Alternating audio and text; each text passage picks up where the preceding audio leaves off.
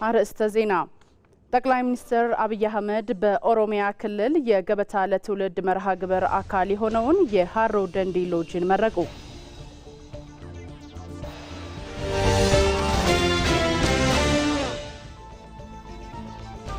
የመደመር መንግስት በጀመራቸው ሁለንተናዊ የለውጥ ጉዞዎች ተጨባጭ ውጤት ተመዝግቧል አሉ በምክትል ጠቅላይ ሚኒስትር ማዕረግ የዲሞክራሲያዊ ስርዓት ግንባታ ማስተባበሪያ ማዕከል ኃላፊና የብልጽግና ፓርቲ ምክትል ፕሬዝዳንት አደም ፋራህ።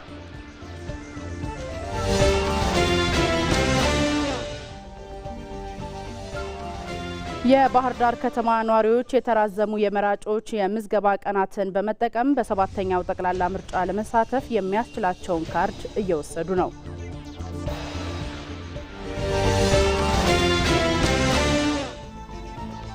ከውጪ በመካከለኛው ምስራቅ ያለውን ጦርነት ለማስቆም እየተደረገ ያለው ውይይት መሻሻል እያሳየ መሆኑን የኢራን የፓርላማ አፈ ጉባኤ ተናገሩ።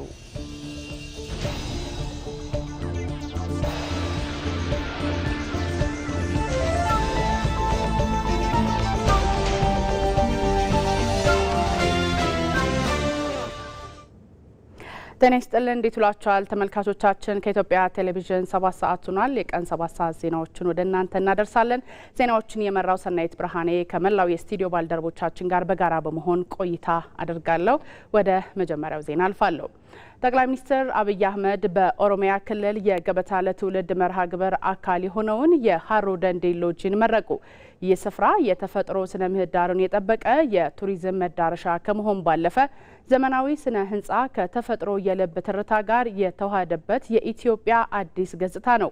በዚህ ቦታ የቆመው ግንባታ ብቻ አይደለም ይልቁንም የተፈጥሮ ቅርሳችንን በማክበር የደንዲ ክሬተር ሐይቅ ነባራዊ ሁኔታ ለቀጣዩ ትውልድ እንዲተርፍ አድርጓል ሲሉም ጠቅላይ ሚኒስትር አብይ አህመድ ተናግረዋል። የሃሮ ደንዲ ሎጂ የአካባቢው ማህበረሰብ ባህል እሴት ባከበረና ሰው ተኮር በሆነ መልኩ መሬቱን ለመንከባከብና ማህበረሰቡን ተጠቃሚ ለማድረግ የተገነባ ስፍራ ነው። ሎጁ የገነባ ነው ቃል ፈጽመን የመገኘታችን ተጨማሪ ማረጋገጫ ነውም ሲሉ ጠቅላይ ሚኒስትር አብይ አህመድ ገልጸዋል። ሎጁና የአካባቢው አስደናቂ ስነ ምህዳር ኢትዮጵያን ለመጎብኘት ለኢንቨስትመንትና ለሁነት ቱሪዝም ተመራጭ መዳረሻም ያደርጋታል። ቱሪዝም የኢኮኖሚያችን አንዱ ምሰሶ እንደመሆኑ የሀገራዊ እድገታችን የወደፊት አቅጣጫ እየቀረጸ ያለ ዘርፍ መሆኑን እያስመሰከረ ነውም ብለዋል።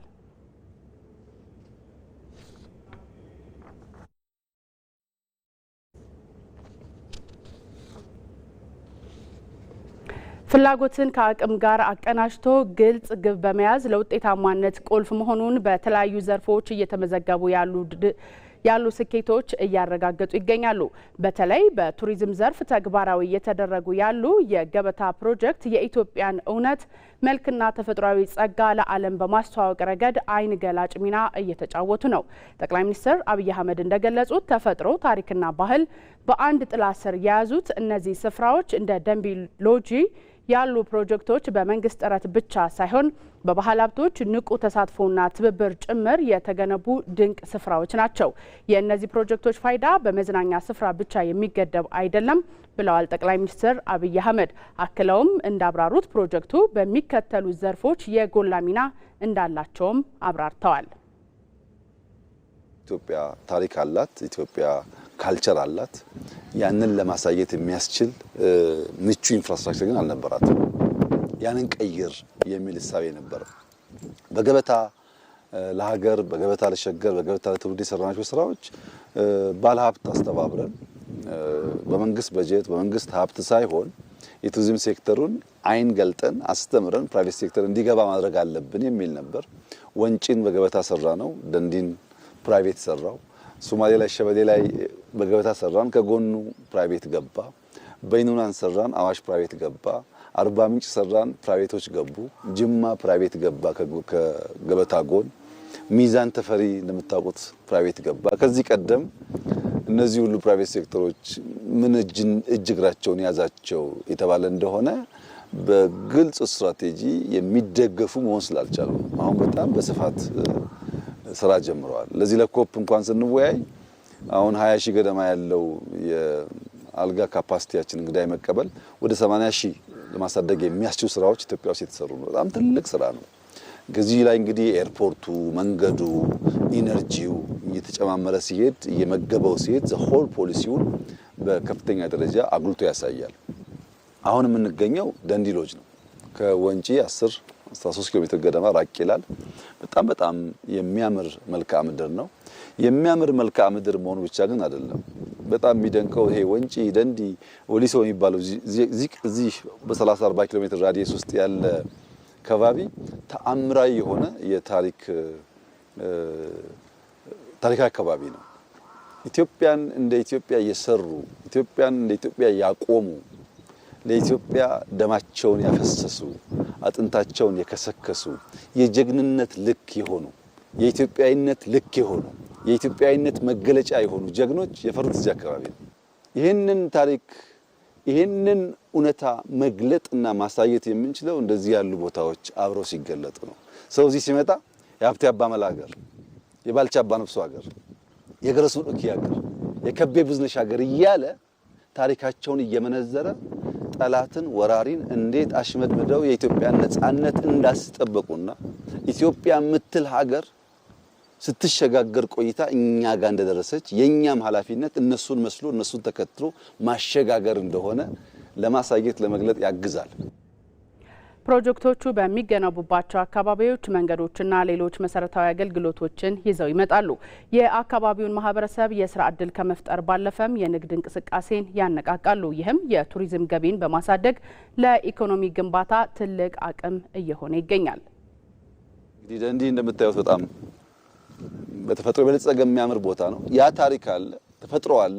ይህንን ግን የሚመግብ ነገር አልነበረም። የዛሬ 5-6 ዓመት ወንጪ ደንዲ መምጣት አስቸጋሪ ነው። መንገድ የለም፣ መብራት የለም፣ ቴሌኮሙኒኬሽን የለም። እኔ እንኳን ስመጣ አልነበረም። ዛሬ ግን ከአዲስ አበባ አምቦ ብቻ ከአምቦ ወንጪ፣ ከወንጪ ደንዲ ብቻ አይደለም፣ ከአስጎሪ ደንዲ መንገድ እያለቀ ነው ያለው። ከወሊሶ ወንጪ ደንዲ መንገድ ኦልሞስት አልቋል። በወሊሶ በኩልም በአምቦ በኩልም መምጣት ቢፈልግ የሚያስችል ነገር አለ። መንገዱ ሰርተናል፣ መብራት አስገብተናል፣ ቴሌኮም አምጥተናል። እንደዚህ ያለ ያማረ ሪዞርት በመንግስት አስተባባሪነትም በፕራይቬት ሴክተርም ተሰርቷል። ይሄንን አይቶ ከአዲስ አበባ በአንድ ሰዓት ተኩል ቢበዛ 2 ሰዓት መጥቶ መስተናገድ የሚቻልበትን እንደዚህ ያለውን ቦታ ማንም ሰው ሚስ ማድረግ አይፈልግም። በነገራችን ላይ ከአዲስ አበባ መነሻ አድርጎ ወደ 5ቱም በሮች 100 ኪሎ ሜትር ወደ አዳማ ይታወቃል ሃይዌይ አለ። ለምሳሌ ወደ አምቦ የቀደመው መንገድ እንዳለ ሆኖ ሌላ መንትያ መንገድ እየሰራን ነው። ስንጨርስ አንዱ መሄጃ አንዱ መምጫ ይሆናል። መሃል ላይ ተክል ሃይዌይ እንለዋለን። ወደ ደብረ ብርሃን አንድ መንገድ እየጨመርን ነው። አንዱ መሄጃ አንዱ መምጫ ነው። ወደ ፊቼ ወደ ወሊሶም አለ በ5ቱ በር። ለምን አዲስ አበባን ማዕከል አድርጎ ከፍተኛ የትራፊክ መጨናነቅ ስላለ በእነዚህ አማራጭ መንገድ 100 ኪሎ ሜትር ሰርተን እነሱ ደግሞ ውጤት ሲያመጡ ደግሞ 100 እየጨመር ለማዳረስ ማለት ነው። በዚህ ምክንያት በይኑናና አዋሽ ሰራነውም ስራ በሃይዌዩ ወደዚህም የሰራነው ቀደም ባልኩት ሐሳብ በወሊሶም ይሁን በአምቦ በሁሉም አቅጣጫ ሰው ከአዲስ አበባ ዊኬንድ እየወጣ በእንዲህ ባለው ነፋሻ አየር በጣም በሚያምር ለአይን ታይቶ የማይጠገብ ከባቢ ላይ ሊዝናና ይችላል። ብዙ ሰዎች የኛን ስራ በቱሪዝም ለመለካት ይሞክራሉ። እንደዚህ መሳሳት ጥሩ አይደለም። ፖሊሲዎቻችን፣ ስትራቴጂዎቻችን በደንብ ማየት ጠቃሚ ነው። የኛም ቢቀር ግን ዛሬ የዓለም ባንክና የአይኤምኤፍ ዓመታዊ ስብሰባ ዋሽንግተን ላይ ያደረገ ነው ያለው እና የዚህን ዓመት እድገት ፕሮጀክሽን አውጥቷል። በአፍሪካ ውስጥ ቁጥር 1 ከፍተኛ እድገት ያላት ሀገር ኢትዮጵያ ናት። ከፍተኛ ቁጥር 1 በምን መጣ ሲባል በቱሪዝም በሰራነው ስራ፣ በግብርና በሰራነው ስራ፣ በኢነርጂ በሰራነው ስራ፣ በቴክኖሎጂ በሰራነው ስራ፣ በማይኒንግ በሰራነው ስራ በድምር ውጤት ነው ይሄ ነገር የመጣው። አፍሪካ በእነሱ ግምት ከ9% በላይ እድገት የምታረጋግጥ ብቸኛው ሀገር ኢትዮጵያ ናት። እኛ ከዚያም በላይ እንጠብቃለን፣ ሲደርስ የምናየው ይሆናል። ይህ ግን የመጣው ግልጥ ያለ ስትራቴጂ ኖሮን የት ጋር ምን እንደምናደርግ አውቀን እንዴት ፎሎ እንደምናደርግ ገብቶን በትጋት መስራት ስለቻል ኢትዮጵያ የምትሰራው በአባቶቻችን ደም ብቻ ሳይሆን በእኛም ላብ እንደሆነ ስለምናምን አባቶቻችን በደም ሀገር ሰርተው አቆይተዋል። እኛ ደግሞ በላባችን ኢትዮጵያ መገንባት እንችላለን። ከዚህ ውጭ ያለው አማራጭና አካሄድ ብዛም አዋጭ አይደለም። እነዚህ የልማት ስራዎች ኢትዮጵያ ያላትን ሰፊ አቅም ወደ ተጨባጭ ውጤት በመቀየር በፈተና ውስጥ ከፍ ብሎ የሚታይ ውጤትን እያረጋገጡ የመሄድ ስራው የሚቋረጥ አለመሆኑንም ጠቅላይ ሚኒስትር አብይ አህመድ አስገንዝበዋል። ንስር በባህሪው አርቆ የሚያይ ብዙ ከለሮች የሚያይ በከፍታ የሚበር በከፍታ የሚመላለስ ከከፍታውም በከፍተኛ ርቀት አይቶ አልሞ አድኖ መብላት የሚችል በጣም ብርቱ የብዙ ጀግንነት የብዙ ብቃት መለኪያ ነው። ቁራ በአንጻሩ የቆሸሸ ቦታ የሚውል በመጮህ በማልቀስ አካባቢ ይበክል ባለበት አካባቢ ላይ ከሚበላውም ከሚረጨውም የተነሳ ብዙ የሚቆሹ ነገሮች የሚታዩበት የአዋፍ ዝርያ ነው። ይሄ የአዋፍ ዝርያ ከሌሎች በተለየ መንገድ ንስርን ሊፋለመው ይሞክራል። መቼ ንስር መጥቶ መሬት በሚያርፍበት ሰዓት ቁራ ከላይ ያርፍበትና ንስሩን አንገቱ ላይ የመደብደብ ለመናከስ የመሞከር የመተናኮል ስራ ይሰራል። ንስሩ ግን ቁራው ከላይ ተቀምጦ እየደበደበኝ ስለሆነ ምላሽ ልስጥ አይልም። ምን እያደረክ ነው አይለውም። ሙከራህ ምንድነው አይለውም። ከቁራው ሰፈር በከፍተኛ ፍጥነት ወደ ራሱ ሰፈር ይበራል። ከፍታን ለንስር ዝቅታን ለቁራ አርጎ ፈጥሮ ተሰጠ። ወደ ላይ የወጡ በሄዱ ቁጥር ቁራው እንኳን ከላይ ሆኖ መደብደብ እንኳን ከላይ መቀመጥ ከፍታውን መቋቋም ስለማይችል መፈጥፈጥ ይጀምራል። ንስሩ ግን ምንም ነገር አይሰራም። ብድግ ብሎ ወደ ከፍታው ነው የሚሄደው። እኛ እንደሱ ነን። ወደ ከፍታችን እንበራለን፣ ህልማችንን እናሳካለን፣ ጩኸቱን ለቅሶ ለቁራዎች እንተዋለን። በዚህ አግባብ የኢትዮጵያን ብልጽግና እናረጋግጣለን። ሰዎች የንስር እይታና ምልከታ ካላቸው በንስር ልክ ለመመላለስ ባዩትና በያዙት መንገድ መጓዝ ያለባቸው። ያ ሲሆን ብልጽግና ማረጋገጥ ይቻላል። በቱሪዝም ሴክተር 100% ያቀርነው አሳክተናል። 100% ከዚያም በላይ ማለት ይቻላል። ለምሳሌ ባለፉት 9 ወራት ኢትዮጵያ ውስጥ የነበረው ኢንተርናሽናል ኩነት አምና ዓመት ሙሉ ከነበረው ይበልጣል። ቱሪዝም አድጓል። በሎካሊም ኢንተርናሽናልም ይቀጥላል። ኮፕን ጨምሮ በጣም ሰፊ ድል ከፊታችን ስላለ በመበርታት በመስራት በመልፋት በውጤት ተቋም በማጠናከር አቅም በማጎልበት ወደፊት መጓዝን ብቻ ማሰብ ተገቢ ይሆናል። ጠቅላይ ሚኒስትር አብይ አህመድ በሃሮ ደንዱ ሎጂ በተደረገላቸውን ደማቅ አቀባበል ደግሞ በተንቀሳቃሽ ምስል ተከታትለን እንመለስ።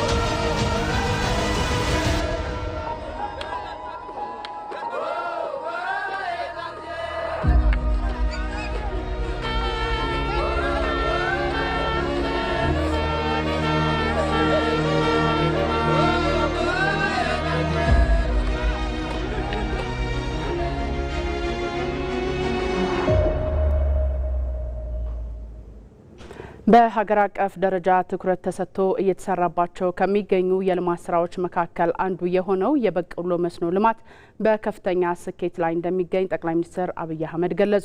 ጠቅላይ ሚኒስትሩ በመልእክታቸው በመስኖ በበቆሎ ልማት የተገኘው ስኬት ኢትዮጵያ የምግብ እርዳታ ከመቀበል ወጥታ ራሷን መመገብ የምትችል ሀገር ለማድረግ የተያዘውን ታላቅ ህልም እውን የሚያደርግ መሆኑን ጠቁመዋል። ይህ ጅምር ውጤት ኢትዮጵያ ወደፊት የምግብ ዋስትናዋን በዘላቂነት ለማረጋገጥ የምታደርገው ጉዞ ትልቅ አመላካች መሆኑንም ጠቅላይ ሚኒስትር አብይ አህመድ አንስተዋል።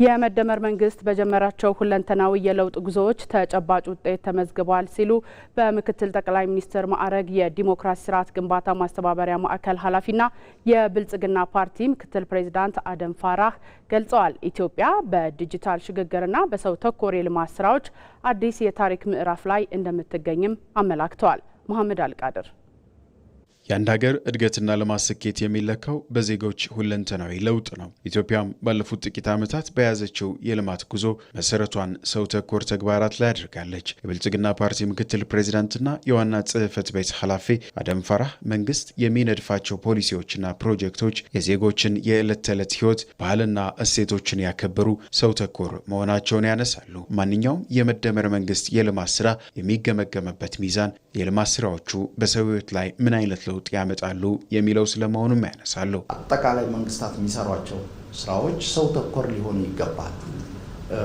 ሰው ተኮር ስንል የህዝቡን ባህል፣ እሴት፣ ፍላጎት፣ ጥቅም ማዕከል ያደረገ ስራ ከመስራት ጋር ይያያዛል።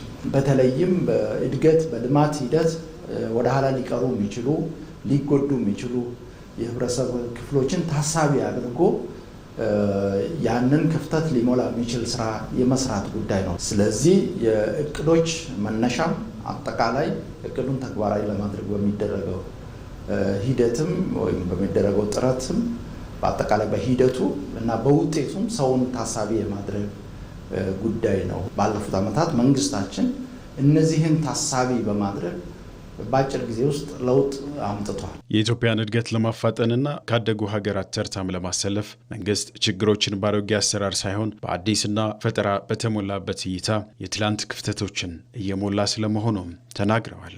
መንግስታት የፈጠራ የፍጥነትና የዝላይ መንገድን ተከትለው ካልሰሩ በስተቀር ውጤታማ ሊሆኑ አይችሉም ብለን እናምናለን። ችግር አተያይ ሁኔታችን ከበፊቱ የተለወጠ ሊሆን ይገባል።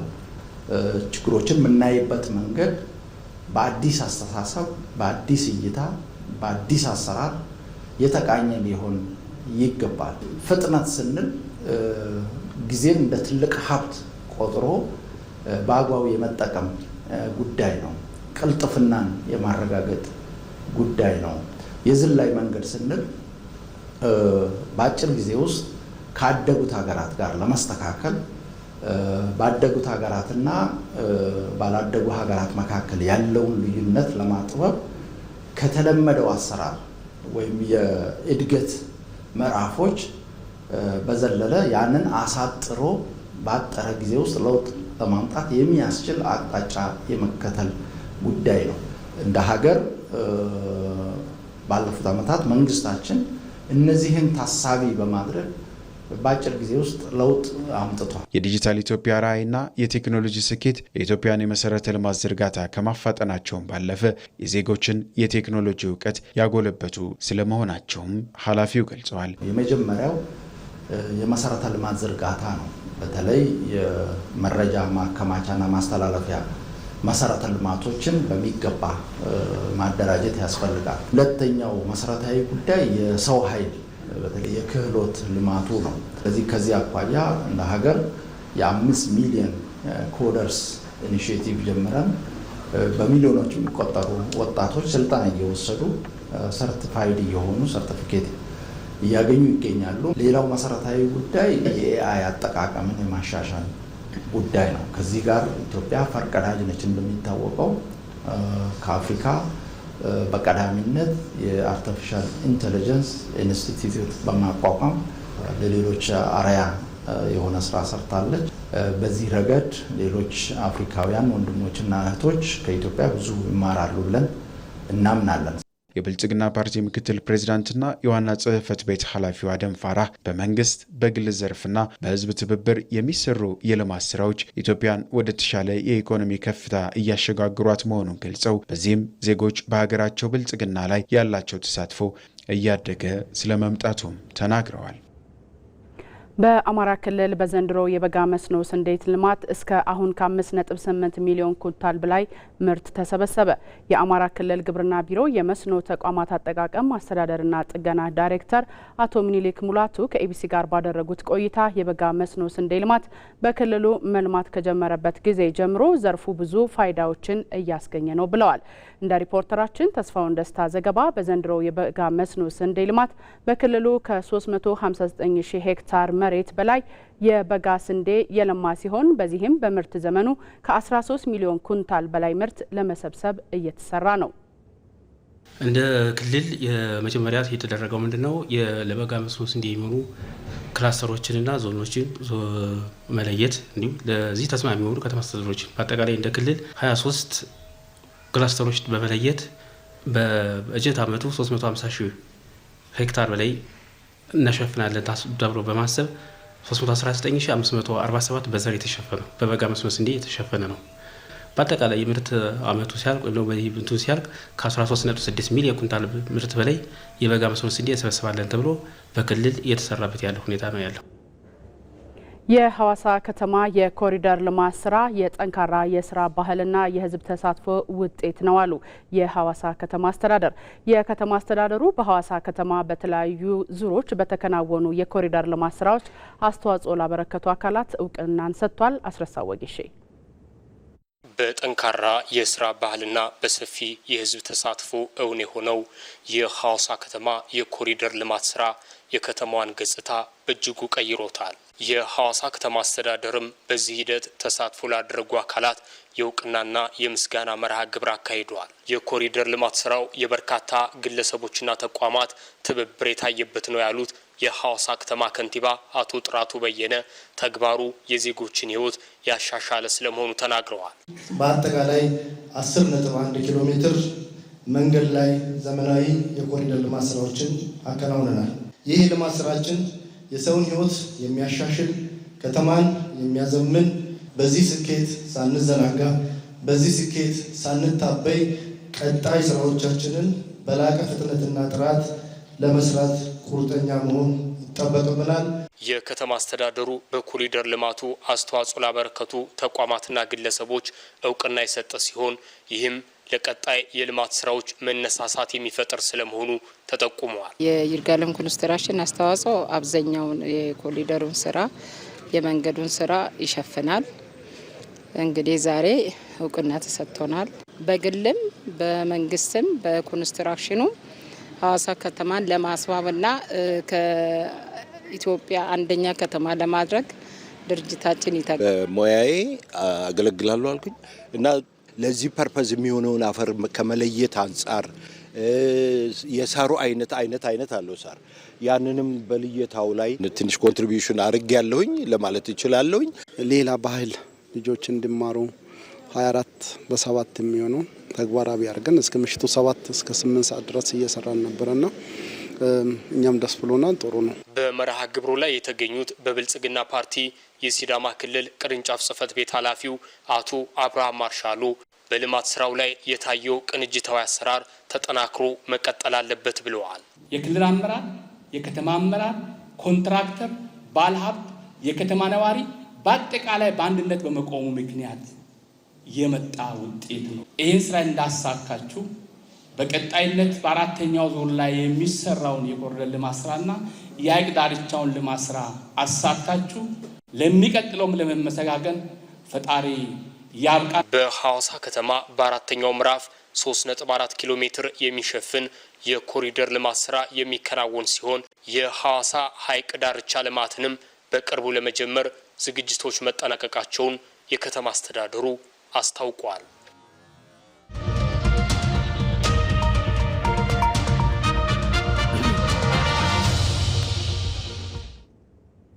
ከኢትዮጵያ ቴሌቪዥን የቀን 7 ሰዓት ዜናዎችን ነው እየተከታተላችሁ የምትገኙት ተመልካቾቻችን። እንቀጥላለን። የባህር ዳር ከተማ ነዋሪዎች የተራዘሙ የመራጮች ምዝገባ ቀናትን በመጠቀም በሰባተኛው ጠቅላላ ምርጫ ለመሳተፍ የሚያስችላቸውን ካርድ እየወሰዱ ነው። በከተማዋ የምርጫ ካርድ እየወሰዱ ከሚገኙ ነዋሪዎች መካከል በምርጫ በመጀመሪያ ጊዜ የሚሳተፉ 18 ዓመት የሞላቸው ተመዝጋቢዎችም ይገኙበታል። ሳሙኤል ወርቃየው በባህር ዳር ከተማ የ7ኛው ጠቅላላ ምርጫ የመራጮች ምዝገባ እየተከናወነ ሲሆን ነዋሪዎች ወደ ምርጫ ጣቢያዎች በመሄድ በመመዝገብ ላይ ናቸው። ከነዚህ መራጮች መካከል አንዷ የሆነችው እድሜዋ 18 ዓመት የሞላት ሰላም ደመቀ ለመጀመሪያ ጊዜ በጠቅላላ ምርጫው ድምጽ ለመስጠት የምርጫ ካርድ ስትወስድ አግኝተናታል። ለሰላም ደመቀ ይህ ምርጫ ለመጀመሪያ ጊዜ በአገር ጉዳይ ላይ ድምጽ የምትሰጥበት የታሪኳ ምዕራፍ በመሆኑ ልዩ ትርጉም የሰጠችው ነው። እድሜዋ ለመራጭነት በመድረሱና ለመጀመሪያ ጊዜ የመምረጥ መብቷን የሚያረጋግጥላትን ካርድ በመያዟም ያላትን ደስታ ገልጻለች። ቀጣይ ግንቦት 24 ለሚደረገው ሀገራዊ ምርጫ ለመጀመሪያ ጊዜ በጣም ለመሳተፍ በጣም ጓጉቻለሁ። ሰላም የያዘችው የምርጫ ካርድ ለሷ የመምረጥ መብት ብቻ ሳይሆን የነገዋን ኢትዮጵያ በመቅረጽ ሂደት ውስጥ ተሳታፊ የሆነችበት የሉዓላዊነት ጉዞ መጀመሪያ ነው። እድሜያቸው ለመምረጥ የደረሱ ዜጎች ሁሉ ካርዳቸውን በወቅቱ በማውጣት ለሀገራቸው የዲሞክራሲ ልምምድ የድርሻቸውን እንዲወጡም ጥሪዋን አስተላልፋለች። ይበጀኛል የምለውን መንግስት ለመምረጥ ተዘጋጅቻለሁ ስትልም አስተያየቷን ሰጥታለች። እንደ ሰላም ደመቀ ሁሉ የከተማዋ ነዋሪዎች የተራዘሙ የምርጫ ቀናትን እንደ ጥሩ አጋጣሚ በመጠቀም ለ7ኛው ጠቅላላ ምርጫ ለመሳተፍ የሚያስችላቸውን ካርድ እየወሰዱ ነው። ካርድ ማውጣት ያው ወሳኝ ነውና መምረጥ ወሳኝነት ስላለው የሆነኛል ምን ነገር በምርጫ ስለምናደርግ ያው እንመርጣለን በማለት መጥቼ የምርጫ ካርድን አውጥቻለሁ። በምርጫ ነው ሁሉች ነገሮች ይፈታሉ ማለት ስለሚታሰብ እኛ ደግሞ በምርጫ ነውና ምርጫ ካርድ መጥቼ ለመውሰድ አውጥቻለሁ። ምርጫ ካርድ ለመምረጥ ዝግጁ ነኝ ማለት ነው። ለ7ኛው ሀገራዊ ምርጫ ካርድ እየወጣው እገኛለሁኝ። ምርጫ ለማንኛውም ሀገራት እንደ አፍሪካም እንደ ተለያዩ ሀገራትም ምርጫ አስፈላጊ ነው።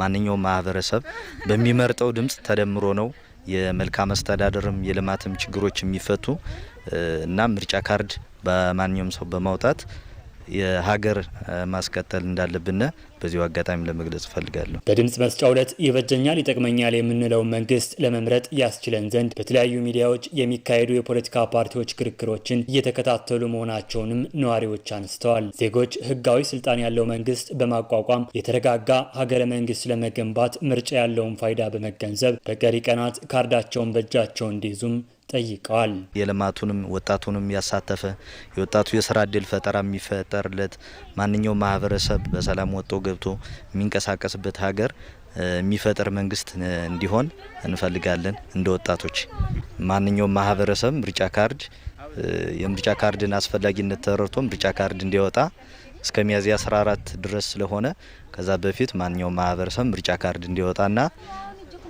ጥሪ ያስተላልፋለሁ። ምርጫው ሰላማዊ ሆኖ እንዲጠናቀቅም እንደ ማህበረሰብ የሚጠበቅባቸው ሚና እንደሚወጡም ነዋሪዎች ተናግረዋል። በኢትዮጵያ የዲሞክራሲ ግንባታ ሂደት ውስጥ የወጣቶች ሚና ከፍተኛ ነው። የሀገር መጻኢ ዕድል ለመወሰንም ወጣቶች የፖለቲካ ተሳትፎቸውን ሊያሳድጉ ይገባል። ወጣቶች በ7ኛው ጠቅላላ ምርጫ ንቁ ተሳታፊ እንዲሆኑም የአዲስ አበባ ወጣቶች ማህበር የማንቃት ስራን እየሰራ ይገኛል። መስከረም ቸርነት ከፍተኛ የህዝብ ቁጥሯ ወጣት በሆነበት ኢትዮጵያ ወጣቶች የፖለቲካ ተሳትፏቸውን ሊያሳድጉ እንደሚገባ ይታመናል። በተለይ ደግሞ ወጣቶች በሀገሪቱ ሁለንተናዊ እድገት ላይ የራሳቸው አስተዋጽኦ ሊኖራቸውም ይገባል። የሀገሪቱን እጣ ፈንታ በመወሰን ረገድም የወጣቶች ሚና ከፍተኛ ነው። በኢትዮጵያ የፖለቲካ ሂደት ውስጥ የኢትዮጵያ ወጣቶች ተሳታፊ እንደዚሁም ደግሞ ባለቤት ሆነው ሲመሩ አልቆዩ።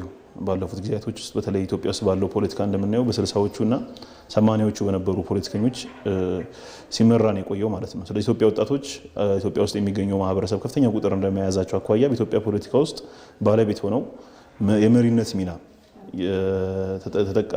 ተጠቃሚም እንደዚሁም ደግሞ ሌሎችም ሀሳቦችን ለማሳካት የመሪነት ሚና መጫወት መቻል አለባቸው ማለት ነው። ይህ እንዲሆን ደግሞ ወጣቱ መሳተፍ አለበት፣ በፖለቲካ ፓርቲዎች መታቀፍ አለበት። እንደዚሁም ደግሞ በሚደረጉ የልማት የትኛውም እንቅስቃሴ ላይ ከኋላ ሆኖ የሚመለከት ሳይሆን የጉዳዩ ተጠቃሚ ባለቤት መሪ መሆን መቻል አለበት ማለት ነው። መሪ ሲሆን የወጣት ሀገር እንደመሆኗ በወጣት ሀሳብ በአዲስና በዘመነ አሁን ካለው ጊዜው ከሚፈልገው ኢትዮጵያ ፖለቲካም ሳይሆን ዓለም አቀፍ አሁን ዓለም ከሚፈልገው በንግግር በድርድር ከሚሄደው የፖለቲካ ሂደት አኳያ አሁን ያለው ትውልድ መምራትና ተቀብሎ ማስኬድ አለበት ብዬ ነው ማምነው። ወጣቱ የነገ ሀገር ተረካቢ እንደመሆኑ የትኛውም ፖለቲካ እንቅስቃሴ ላይ ንቁ ተሳታፊ መሆን አለበት። ምክንያቱም እንደምናውቀው ሀገራችን ላይ ያው 70% እና ከዛ በላይ ወጣት ነውና ስለዚህ አንዱ ወጣት ሀሳብ ብዙ ለውጥ ታመጣለችና ያው ፖለቲካ ላይ ንቁ ተሳታፊ መሆን አለበት ብዬ አስባለሁ። እንግዲህ በዚህ በሀገራችን ውስጥ እንደሚታወቀው ከ70 እስከ 75% የህዝብ ቁጥር የወጣቱ ቁጥር እንግዲህ በዚህ ፐርሰንት ውስጥ ይገኛል። ወጣት የሀገር ባለቤት ነው። በክብር የተረከብነውን ሀገር ደግሞ ለቀጣዩ ትውልድ ደግሞ በክብር ማስረከብ ይጠበቅብናል ማለት ነው። የወጣትን ጉዳይ በተለይ ትኩረት ሰጥቶ በሚሰሩ አጠቃላይ በሀገር ጉዳይ ላይ ተጽዕኖ በሚያሳድሩ የፖለቲካ ሂደቶች ውስጥ ራሱን እያሳተፈ ባለቤትነቱን ጭምር እያሳወቀ መሄድ ይጠበቅበታል የሚል ሀሳብ አለኝ። ወጣቶች የፖለቲካ ተሳትፏቸውን እንዲያሳድጉ ደግሞ የወጣት ማህበራቶች የራሳቸው የሆነ አስተዋጽኦ አላቸው። ወጣቶችን በማንቃት ረገድ የበኩላቸውን ሚና መጫወት ይገባቸዋል። ፖለቲካ ውስጥ ወጣቶቻችን ዳር ቆመው እንዲያዩ ብቻም ሳይሆን ድምጽ መስጠትን ብቻም ሳይሆን ራሳቸው ድምጽ ስልስሎ እንዲሆኑና በፖለቲካው ንቁ ተሳታፊ እንዲሆኑ በፖለቲካዊም ጉዳዮች ውስጥ በጣም ፓርቲሲፔት እንዲያደርጉና አክቲቭሊ እንዲሳተፉ የመስራት ስራዎችን ነው የምንሰራና ይሄንንም በርካታ ስራዎችን እየሰራ እንገኛለን ማለት ነው። በዚህም ብዙ ወጣቶችን አለርት አድርገናል። ያው የሀገራችንን ጉዳይ ለመወሰን አንዱና ትልቁ አካሄድ ምርጫ ነው። በምርጫ ላይ ያለንን መብት በመጠቀም እድሜው ከ18 ዓመት በላይ የሆነ የትኛውም ወጣት ሄዶ ምርጫ ካርድ ማውጣት አለበት፣ መምረጥ መቻል አለበት ማለት ነው። ይህ የነገዋን ኢትዮጵያ ለመገንባት ከሚደረግ ሂደት ዋነኛና መሰረታዊ ነው ብዬ ነው ማምነው ማለት ነው። የአንድ ወጣት ድምጽ ዋጋ አላት። ስለዚህ እንደ ሀገርም የሚጠበቅበትን ለማድረግም መብቱንም ለመጠየቅም ግዴታውንም ለመፈጸምም የግዴው ምርጫ ላይ ተሳታፊ መሆን ስላለበት ካርዱን በንቃት ግንባር ቀደም ሆኖ መውሰድ አለበት። በሀገራችን ላይ እንግዲህ ኤክሰርሳይዝ እያደረግን ያለነው ዲሞክራሲ አንዱ መገለጫ የሚሆነው እንግዲህ ምርጫ ነው። ምርጫ አንዱ የዲሞክራሲ መገለጫ ነው። ስለዚህ ቅድም እንዳልኩት በርካታ ፖለቲካ ፓርቲዎች አሉ።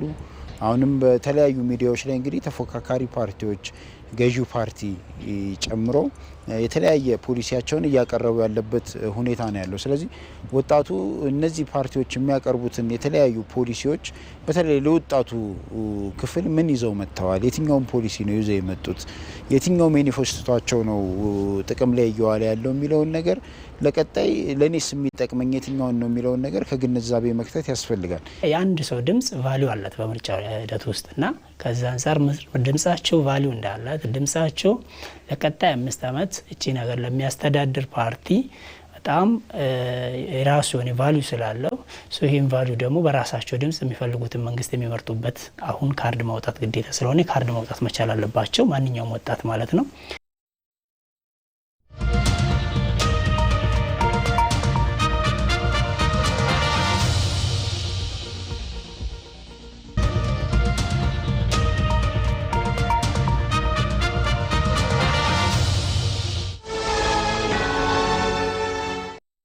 ለሁሉም እኩል የተሰጠ አንድ ጸጋ አለ። ጊዜ። የተሰጡትን በሚገባ የሚጠቀሙት ግን ጥቂቶች ናቸው። ዘመናዊነት ማለት ራስን ከዘመኑ ጋር ማራመድ እንጂ ሌላ አይደለም። የኢትዮጵያ ንግድ ባንክ 24 ሰዓት አገልግሎት የሚሰጥ ስማርት ቅርንጫፎችን ከፍቷል።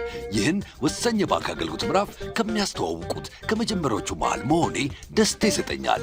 ደንበኞች በስራ ሰዓት ስራቸው ላይ ቆይተው ረጋ ብለው 24 ሰዓት ወደሚሰሩት ስማርት ቅርንጫፎቻችን መጥተው ፈጣን አገልግሎት ሲያገኙ እርካታቸውን ፊታቸው ላይ ያለው።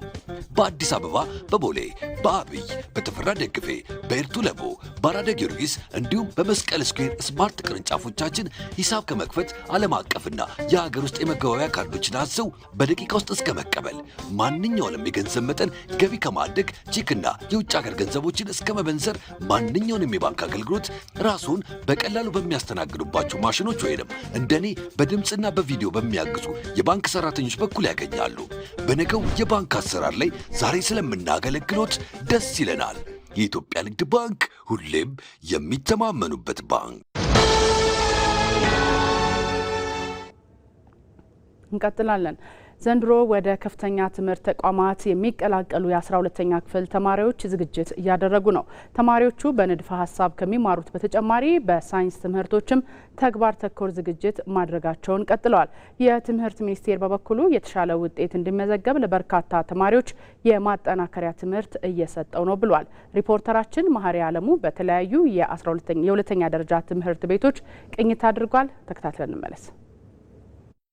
ሀገር ነገ ከሱ ብዙ ትጠብቃለች። እሱ ደግሞ ለሀገሩ አለኝታ ለመሆንና እውቀት ለመጨበጥ ሁሌም ጠንክሮ ያጠናል። ትምህርቱን በሚገባ ይከታተላል። የንዋይ ቻሌንጁ የ12ኛ ክፍል ተማሪ የሆነው ቃላብ ከፍ ያለው የፈተና ሰዓት ደርሶበታል። ጊዜውን በአግባቡ በመጠቀም ወላጆቹንና መምህራኖቹን በውጤት ለማስደሰት መጽሐፎቼ ጓደኞቼ ብሏል። ከደብተሮቹም ጋር ይነጋገራል። የአሁን ዘመን ሰዎች እኛም ጨምሮ እንደምንባለው ብዙ ጊዜ ከሶሻል ሚዲያ ነው ቲክቶክ፣ ኢንስታግራም ላይ በሚባል ነውና ይህንን ደግሞ የምንጠቀምበት ሰዓት እንድንቀንስ ሞር ደግሞ የጥናት ሰዓታችን ላይ ምክንያቱም አሁን የቀራችን ጊዜ በጣም ትንሽ ነውና እነዚህን ጊዜያቶችን በመጠቀም ደግሞ አሪፍ ውጤት ማትሪክን ለማምጣት ቤተሰቦቻችን ለማስደሰት ትምህርት ቤታችን አስተማሪዎቻችን ያስተማሩን ደግሞ ለማኩራት ይህንን ደግሞ ማድረግ አለብን ማለት ነው።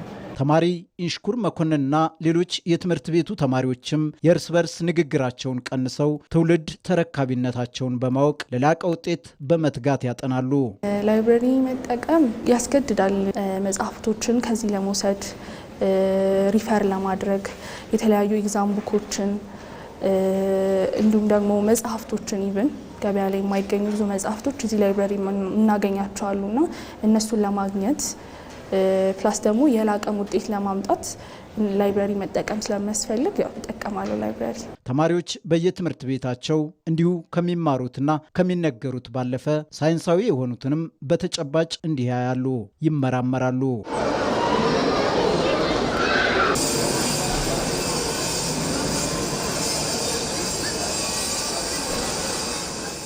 በአዲስ አበባ ከተማ የኮተቤ ትምህርት ዩኒቨርሲቲ የሳይንስ ሸርድ የ12ኛ ክፍል ተማሪዎችም ከንድፈ ሀሳብ ባለፈ በተግባር ለፈተናቸው እንዲህ ዝግጅት እያደረጉ ነው። የማትሪክ ኤግዛም ላይ በሚመጡ የኤክስፐሪመንት ጥያቄዎች አሉ። ከነሱ ውጪ ደግሞ ኖርማሊ ኮንሰፕቹዋል የሆኑ ነገሮች አሉ። እነዚህ ኮንሰፕቹዋል የሆኑ ነገሮች ከኮንሰፕቹዋል ከሆኑ ነገሮች ውጪ ላቦራቶሪ ላይ ስናያቸው የሰው ልጆች ቪዥዋላይዜሽናችን ጥሩ ነው። ስለዚህ ቪዥዋል አድርገ ነው አይተ ነው ያንን ነገር በደንብ ለማስታወስ ይረዳናል ማለት ነው። የላቦራቶሪ ትምህርት የተለያዩ ጊዜ እንደምናውቀው ከሆነ ማትሪክ ላይ የኤክስፐሪመንት ጥያቄዎች ይመጣሉና የመሳሰሉ ስለሚመጡ እነሱን እዚህ በምንሰራበት ጊዜ እዛ ላይ የተሻለ ፐርፎርም ማድረግን ጥያቄዎችን የማግኘት እድል ይኖረናል። ይህ ተማሪዎች በጋራ በመሆን የማጥናት ልምድ ጎልቶ የሚታይበት እንዲሁም በየዓመቱ የተሻለ ውጤት የሚመዘገብበት ትምህርት ቤትም አሁን ላይ ተማሪዎቹ ቅድመ ዝግጅታቸውን አጠናቀዋል። የኛ ትምህርት ቤት አሁን ዘንድሮ ለ7ኛ ጊዜ ነው የምናስፈትነው። አምና እስካሁን 6ኛ ጊዜ ካስፈተንን 100% ነው የምናሳልፈው። አንድም ሳያልፍ አልቀረም። ለምሳሌ የአምናን ብንወስደው አምና ከ80 ተማሪ 61 ተማሪ ከ500 በላይ ነው ያመጣው። ከዛ ውስጥ 25 ተማሪ ከ550 በላይ ነው ያመጡት እና ኦልዌይስ 100% ነው የምናሳልፈው። ማትሪክ ነገ ቢሆንም የኛ ተማሪዎች በጣም ተዘጋጅተዋል። አሁንም እንደተለመደው 100% እንደምናሳልፍ እርግጠኛ ነን። ይሄ ሌሎች ትምህርት ቤቶችም ብዙ ሞዴል ቢሰጡ ተማሪዎችን እንትን ያደርጋል። ፈተናው በበይነ መረብ ከሚሰጥባቸው ማዕከላት አንዱ የሆነው የንዋይ ቻሌንጅ ሁለተኛና መሰናዶ ትምህርት ቤት ይጠቀሳል። ትምህርት ቤቱ ለዘንድሮ የፈተና ሂደት የቴክኖሎጂ መሰረተ ልማቶችን ማሟላትን ጨምሮ ቅድመ ዝግጅቶችን እያደረገ ነው። ተማሪዎች ኦንላይን የሚፈተኑ ከመሆኑ አንጻር ከዚህ በፊት ይገጥሙ የነበሩ ችግሮችን ለመቅረፍ ያህል በርካታ ጥረቶችን አድርገናል። እንደ ትምህርት ቤት ለምሳሌ የኮምፒውተር አቅም ችግር ነበር ከዚህ በፊት።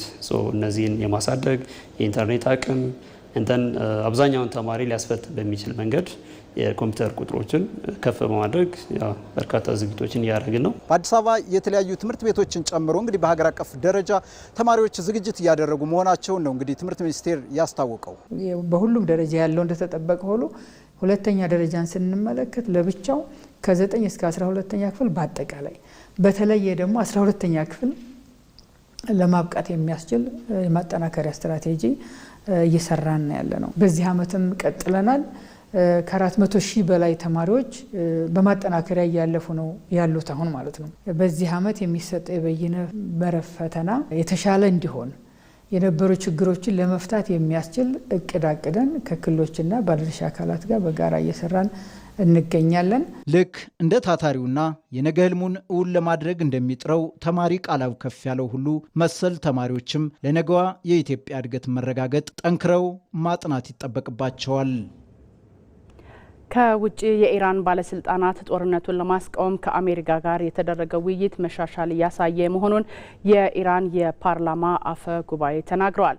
የአሜሪካው ፕሬዚዳንት ዶናልድ ትራምፕ በበኩላቸው ከቴህራን ጋር ጥሩ ንግግሮች እየተደረጉ መሆናቸውንና ጉዳዩ በሰላም ሊፈታ እንደሚችል ያላቸውን ተስፋም አልሸሸጉም። እድሉ ፈቀደ። አሁን በመካከለኛው ምስራቅ ያለው ጦርነት በአንድ ጀንበር የተከሰተ ሳይሆን ለዘመናት ሲከማች የቆየ ዲፕሎማሲያዊ ውጥረት ወደ ለየለት ወታደራዊ ግጭት የተሸጋገረበት ክስተት መሆኑን ብዙዎች ይስማሙበታል። አሜሪካና እስራኤል በጋራ በመሆን በኢራን የኒውክሌር ማመልጸጊያ ጣቢያዎችና ወታደራዊ ይዞታዎች ላይ ድንገተኛ የአየር ጥቃት መሰንዘራቸው የአሁኑን ጦርነት ወልደዋል። ኢራን የኒውክሌር ጦር መሳሪያ ለመታጠቅ የመጨረሻው ምዕራፍ ላይ ስለደረሰች ይህንን ስጋት ለመቀልበስ የተወሰደ እርምጃ ነው የሚል ምክንያትም ከአሜሪካና እስራኤል ይቀርባል። ጦርነቱ ለስትራቴጂካዊ የሆርሙዝ ሰርጥ መዘጋት ምክንያት ሆነው አሁንም ድረስ የዓለም ኢኮኖሚ ላይ ተጽዕኖ በርትተው ቀጥለዋል። በወቅቱ በተባበሩት መንግስታት ድርጅት በኩል የተደረጉ የተኩስ አቁም ሙከራዎች አሜሪካ የኢራን ስርዓት መለወጥ አለበት በሚለው አቋሟ በመጽናቷ ሳይሳካ መቅረቱ የሚታወስ ነው። ይሁንና ባለፉት 2 ሳምንታት በፓኪስታን አደራዳሪነት የተደረሰው ጊዜያዊ የተኩስ አቁም ስምምነት ቢኖርም ኢራን ከጥቂት ቀናት በፊት ለንግድ መርከቦች ክፍት አድርጋው የነበረውን የሆርሙዝ ሰርጥን ትናንት ቅዳሜ በድጋሚ መዝጋቷን አስታውቃለች። የኢራን የፓርላማ አፈ ጉባኤ መሐመድ ባጋር ካሊባፍ ከአሜሪካ ጋር በሚደረገው ንግግር መጠነኛ ለውጦች ቢኖሩም አሁንም ለሰላም ስምምነት እጅግ ሩቅ ናቸው በማለት ገልጸዋል። ይህንን ተከትለው የኢራን ባለስልጣናት ውሳኔውን ያስተላለፉት አሜሪካ በኢራን ወደቦች ላይ የጣለችውን የባህር ከበባ ለማንሳት ፈቃደኛ ባለመሆኗ እንደሆነ በርካቶች በመናገር ላይ ናቸው። የአሜሪካው ፕሬዚዳንት ዶናልድ ትራምፕ በበኩላቸው ኢራን የሆርሙዝ ሰርጥን በመዝጋት የማስፈራራት ስራ እየሰራች ነው በማለትም ወቅሰዋል። ሆኖም ግን ከቴሄራን ጋር ጥሩ ንግግሮች እየተደረጉ መሆኑንና ጉዳዩ በሰላም ሊፈታ እንደሚችል ያላቸውን ተስፋም አልሸሸጉም። አሁንም በፓኪስታን አደራዳሪነት የሚደረጉ የሰላም ንግግሮች ቢኖሩም የኢራን ከፍተኛ አመራሮች በተለይም በኒውክሌር ጉዳይና በእገዳዎች ዙሪያ ያላቸውን አቋም ከአሜሪካ ፍላጎት ጋር ገና አልተጣጣመም እየተባለ ነው። ይህ ቀውስ በዓለም አቀፍ የነዳጅ ዋጋ ላይ ከፍተኛ ተጽዕኖ እያሳደረ ሲሆን የዓለም አቀፉ ማህበረሰብ ውጥረቱ ወደ ከፍተኛ ግጭት እንዳያመራ ስጋቱን እየገለጸ ይገኛል። የሆርሙዝ ሰርጥ የ20 በመቶ የሚሆነው የነዳጅና የተፈጥሮ ጋዝ ምርት የሚተላለፍበት ቁልፍ መስመር በመሆኑ መዘጋቱ በዓለም አቀፍ የነዳጅ ዋጋ ላይ ከፍተኛ ጭማሪ እያሳደረ ይገኛል። ኢራን በአሁኑ ወቅት አሜሪካ የጣለችው የሆርሙዝ ከበባ ካላነሳች መተላለፊያው ተዘግቶ ይቆያል የሚል ጽኑ አቋም ይዛለች። ልዩነቱን በፓኪስታን አደራዳሪነት ለመፍታት ጥረቶች ቢቀጥሉም እስካሁን በሁለቱ ሀገራት መካከል ዘላቂ ስምምነት ላይ አልተደረሰም። ተመልካቾች ከኢትዮጵያ ቴሌቪዥን ለቀን 7 ሰዓት ያዘጋጀነው ዜና ይህንን ይመስል ነበር። በተከታይ ስፖርታዊ መረጃዎች ወደ እናንተ ይደርሳሉ።